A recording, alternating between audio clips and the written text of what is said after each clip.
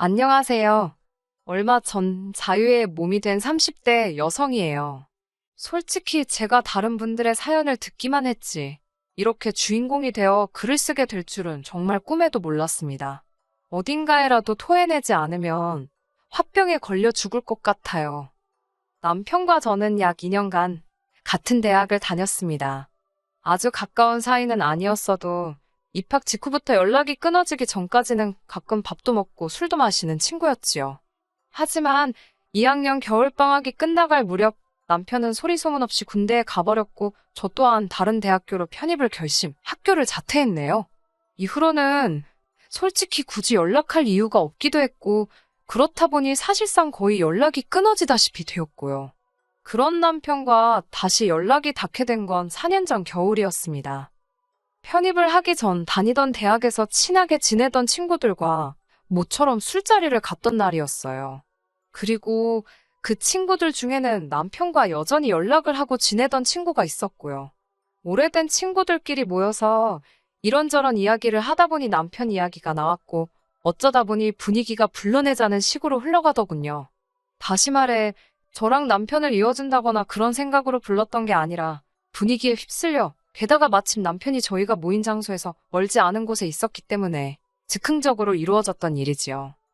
하지만 막상 남편이 술자리에 도착했을 땐 저를 제외한 다른 세 친구는 이미 취할 대로 취해 있었고 그렇다 보니 남편과 저 단둘이 늦게까지 이런저런 이야기를 나누게 되었습니다. 나이도 먹고 둘 다 사회인이 되어서 그런 건지 대학교 때와는 또 다른 느낌이더군요.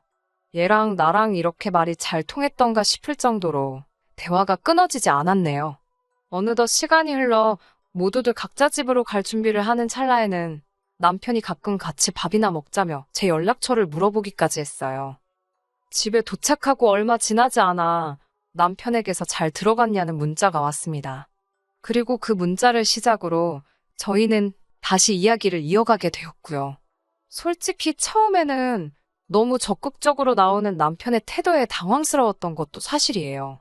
제 기억 속에 남편은 낯도 많이 가리고 조금은 소심한 사람이었으니까요. 아무튼 당시 남편이나 저나 특별히 사귀고 있던 사람도 없었기에 자주 편하게 연락을 주고받았네요. 그리고 어느 순간 깨달았지요. 먼저 사귀자고 한 사람은 없었지만 그럼에도 불구하고 연인 사이가 되어버린 남편과 제 관계를요. 주변 친구들도 너희가 사귈 줄은 몰랐다며 신기했어요.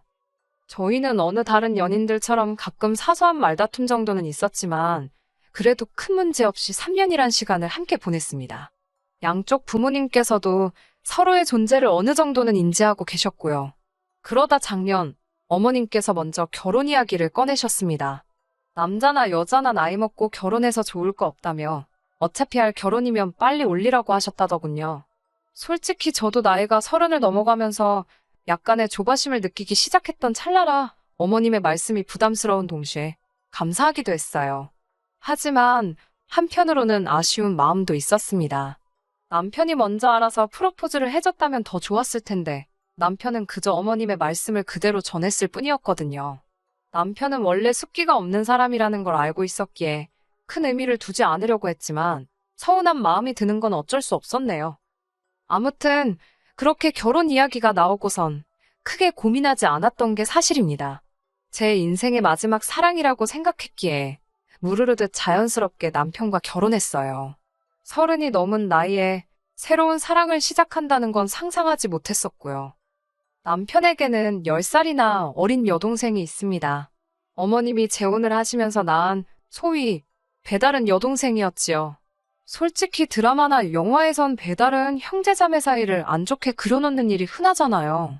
그래서 저도 남편에게 그런 여동생이 있다고 했을 때 티는 안 냈지만 놀랬던 게 사실이에요. 하지만 나이 차이가 많이 나고 성별도 달라서 그런지 두 사람의 사이는 꽤 좋은 편이었습니다. 신우도 남편을 잘 따랐고 남편도 그런 신우를 예뻐라 했고요. 저는 남동생이 있어서 남편과 신우의 사이를 완전히 이해할 수는 없었지만 그래도 여타 남매들에 비해 특별히 이상하단 생각은 하지 못했습니다. 그렇기에 결혼을 결심할 때 신우 때문에 고민 같은 건 전혀 없었고요. 하지만 이렇게 이혼까지 하고 돌이켜 생각해보니 제가 너무 안일했던 건가 싶고 결혼 전부터 지금까지 저는 프로그램 개발자로 일하고 있고 남편은 중소기업을 다니고 있어요. 이혼한 마당에 남편을 포장할 이유는 없겠지요? 까놓고 말하자면 남편의 수입은 제 연봉의 절반밖에 안 되었습니다. 그런 남자 뭘 보고 결혼했냐고 물으시면 성품을 받습니다. 가족들이나 저에겐 자상하고 다정했으며 술, 담배도 안 하는 사람이다 보니 여자 문제 같은 것도 걱정 없겠다 싶었어요. 돈이야 제가 벌면 되니까요. 통상적인 남녀 역할에서 좀 벗어난 건 있어 보였겠지만 저에게 그 부분은 큰 문제가 되지 않았습니다. 하지만 결혼이 제 생각만으로 되는 건 아니잖아요. 친정 부모님께서는 많이 아쉬워하시고 서운해하셨습니다. 딸 가진 부모 마음이 원래 다 그렇듯이 돈 잘 버는 남자 만나서 딸이 고생 안 하고 살면 좋겠다 생각하시는 눈치였지요. 실제로 능력 있는 친정아버지 덕분에 어머니께서 부족함 없는 결혼 생활을 보내신 것도 있었고요. 반면에 시댁은 경제적으로 넉넉한 환경은 아닙니다. 게다가 먼저 결혼 이야기를 꺼내신 건 어머님이신데 정작 결혼 준비에 필요한 비용 이야기가 나오자 대본에 그런 건 니들이 알아서 하라셨어요. 남녀가 서로 좋아서 하는 결혼인데 부모들이 간섭하면 안 된다면서요. 그러면서도 예단 같은 건 어른들 체면이 있으니 니들 마음대로 생략하고 하면 안 된다는 소리도 하시던걸요. 솔직히 그런 말씀을 듣고 황당하지 않을 사람이 있을까요? 친정 어머니도 그 이야기를 들으시곤 가뜩이나 어려운 결혼하는 것 같아 속상해 죽겠는데 바라시는 것도 많다고 한마디 하시더라고요. 그러면서 그러면 대출 없이 집해와라. 그러면 혼수고 예단이고 차고 넘치게 해주시겠단 말씀까지 나왔지요. 솔직히 처음에는 그저 흔한 양가 어른들의 기싸움이라고 생각했습니다. 그러다 분위기가 점점 심상치 않게 돌아가는 걸 감지한 남편과 제가 반반 결혼을 하겠다, 예단은 생략하겠다며 합의점을 찾았네요.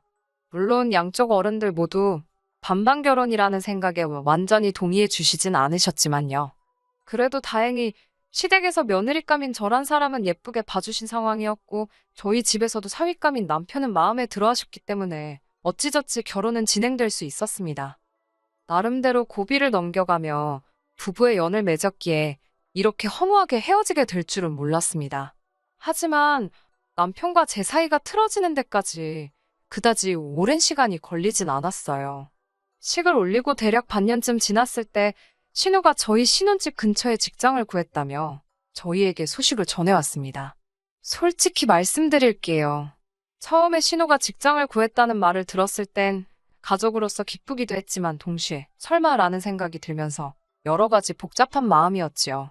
그도 그럴 것이 그동안 신우에 관해 들려온 이야기라곤 상의도 없이 대학을 관뒀다라던가 자존심 상한다고 아르바이트는 안 한다, 어머님 카드를 몰래 챙겨서 여행을 다녀왔다와 같은 한심하고 어이없는 내용들 뿐이었거든요. 그런 신우가 갑자기 일을 하겠다니 그것도 저희 동네까지 와서 말이지요. 이제 와서 말이지만 신우는 한마디로 겁대가리가 없었습니다. 아나무인도 그런 아나무인이 없었지요. 세상 모든 막내딸이 그런 건 아니겠지만 시부모님도 그렇고 남편도 그렇고 신우가 하는 일은 죄다 오냐오냐를 해줘서 그런 건지 매사 실증도 잘 느끼고 지멋대로였어요. 그런 신우를 남편은 철부지의 말괄량이라며 포장하는 지경이었지만 솔직히 같이 사는 것도 아니고 시댁하고 저희 신혼집은 거리도 제법 있었으니 한마디로 별로 개의치 않았습니다. 신우가 취직했다던 곳은 옷가게였습니다.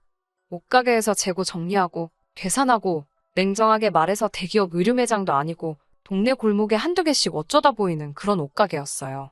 물론 그곳을 직장이라고 부르는 게 틀렸다는 건 아니었지만 그래도 옆에서 지켜봤을 땐 시댁에서 저희 동네까지 왕복 3시간이 걸리는 거리를 오갈 건 아니다 싶었지요.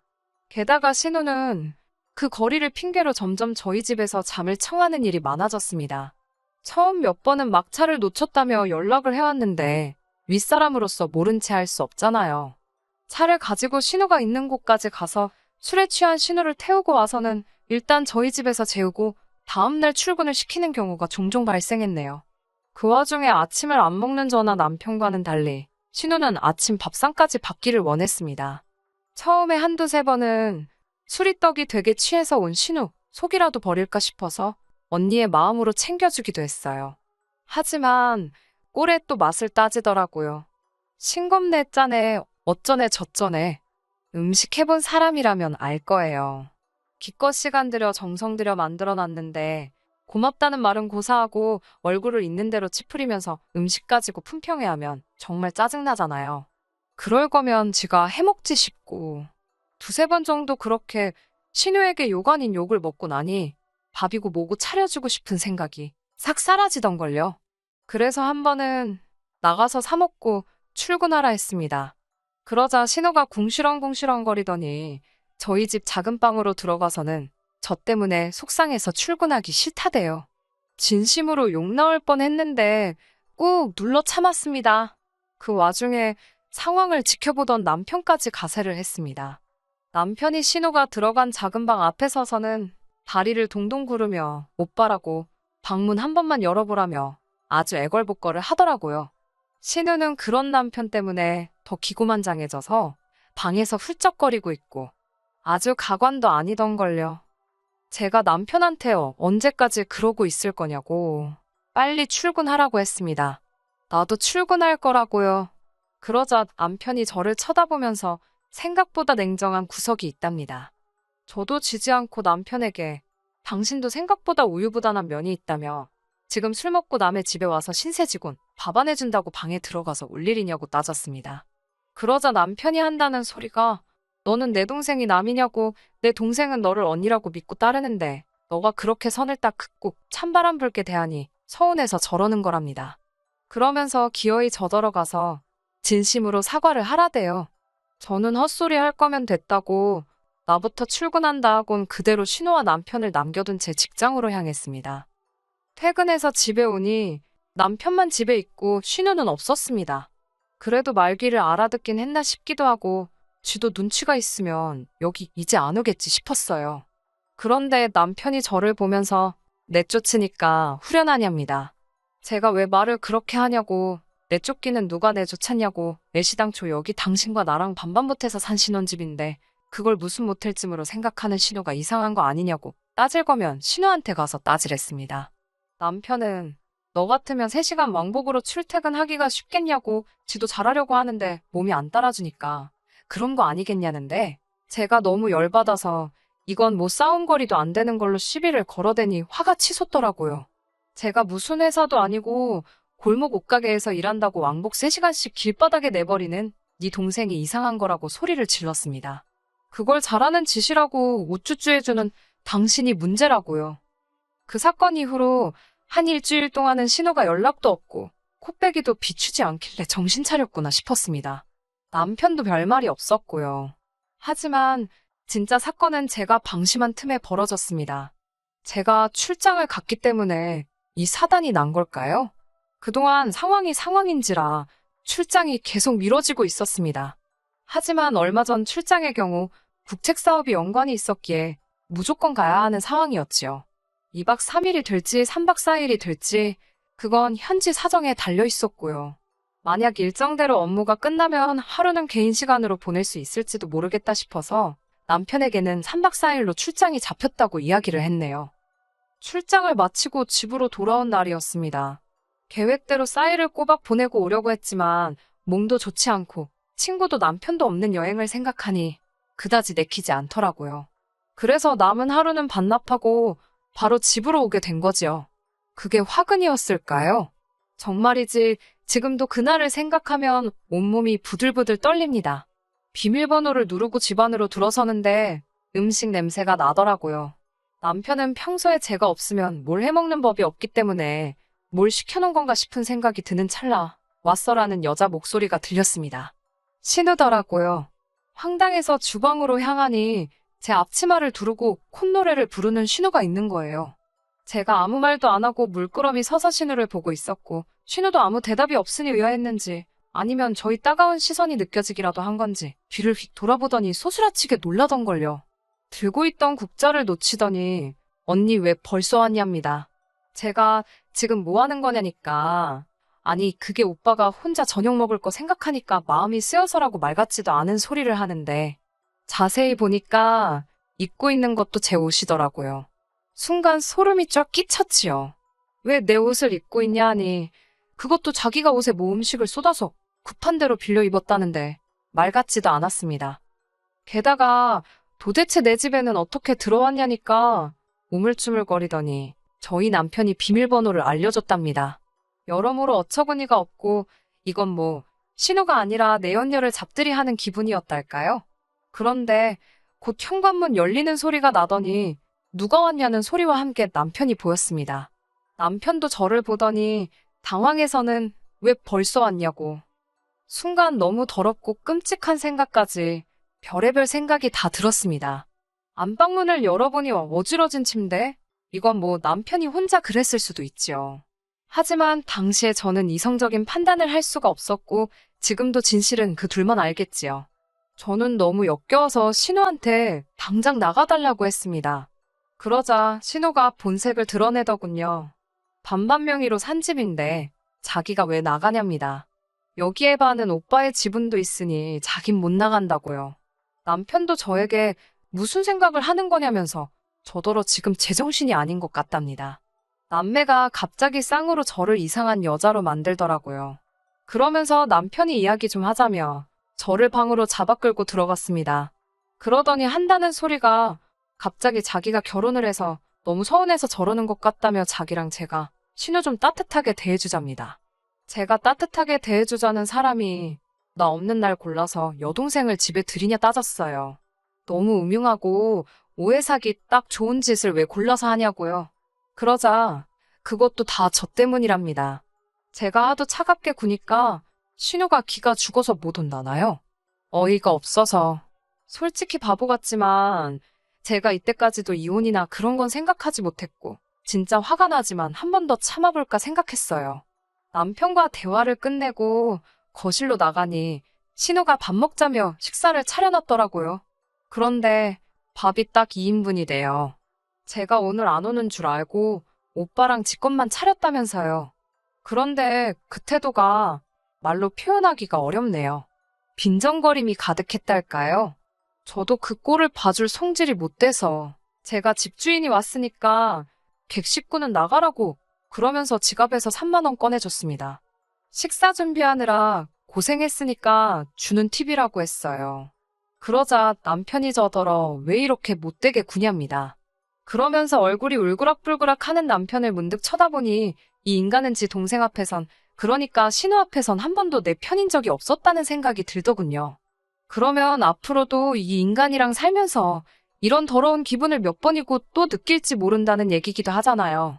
저는 그렇게 네 여동생이 좋으면 쟤랑 살지 왜 나랑 산다고 그 난리를 쳤냐고 따졌습니다. 남편은 저더러 수준 떨어진다며 혀를 찾고 저는 비정상인 너나 잘하라고 비아냥거렸지요. 솔직히 제가 제3자였다면 정말 추접스럽다고 생각했을 거예요. 신우는 또 무슨 착한 척을 한답시고 이게 다 자기 때문이라며 자기만 사라지면 되는 거냐고 나오지도 않는 눈물을 무슨 마른 걸레 쥐어짜듯 짜내고 있고 진짜 이꼴 저꼴 다 보기 싫은 게 이런 기분이구나 싶더군요. 결국 제가 양쪽 부모님께 이 모든 상황을 알렸습니다. 친정부모님 반응이야 당연히 미친남매라고 상종도 하지 말자며 난리가 나셨어요. 하지만 의외의 반응은 시댁이었습니다. 어머님께서는 남매가 우애가 좋아서 그런 걸 제가 예민하게 받아들인다며 제 탓을 하셨습니다. 하지만 아버님의 반응은 예상 밖이었습니다.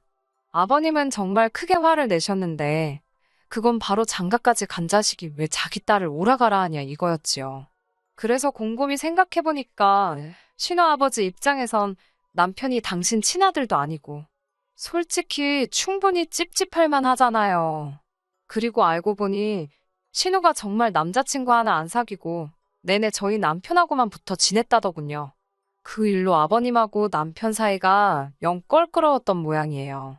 저야 가족 모임이 있다고 하면 그런가 보다 했지 그게 신우랑 쇼핑 다니고 영화 보고 그러는 거라곤 상상도 못했었고요. 결국 남편은 아버님한테 뒤지게 얻어맞았고 저희 친정아버지도 죽이네 살리네 하시는 걸 제가 간신히 말렸네요.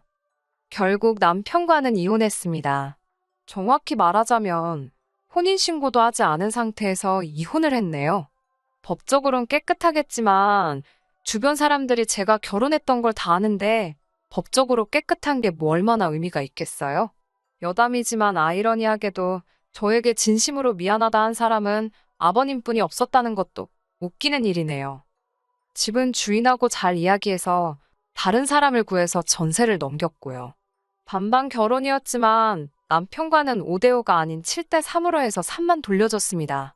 남편이 뭐 하는 짓이냐고 난리가 났지만 제가 법적으로 한번 지저분하게 끌어보겠냐고 하니까 깨갱하더라고요. 3년 연애의 끝이 이렇게 되니 허탈하고 허무하기도 하고 전후 사정을 다 알게 된 동기들은 뭐 그런 놈이 다 있냐면서 역겹다고 난리였지요. 후기라고 하긴 뭐하지만 대부분의 동기들이 남편하고는 손절한다며 어쩐 이유에서인지 저에게 알려왔네요. 손절을 하든 말든 모르겠습니다. 그냥 기분이 좋지만은 않아요. 왜 어른들이 정상적인 가정에서 자란 사람을 만나라고 하는 건지 이번 일을 통해서 좀 알 것 같기도 하네요. 끝까지 들어주셔서 감사합니다. 오늘의 사연은 여기까지입니다. 구독과 좋아요, 알람 설정 부탁드리고 더 좋은 사연으로 다시 찾아뵙겠습니다. 감사합니다.